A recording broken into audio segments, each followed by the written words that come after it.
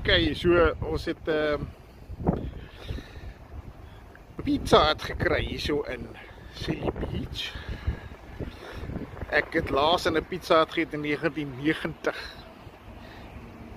So ons gaan nou bestel en dan gaan ons vir julle wys wat het hulle hierso. Pizza Hut in Silly. Okay, so ons het die my box gevat. Ek het 'n Mexicana met cheese grillers. En ja, kyk die chilies. En dit kos so R54. 55, eintlik kan jy maar sê hier by Pizza Hut. So ons gaan nou 'n bietjie gooi en dan sal ons vir julle vertel hoe dit geproe. Okay, en dan ons het chicken sweet chili feta ook bestel. Myne is natuurlik klaar, 5 minutes. Heerlik gewees, sy chippies gehad, ja.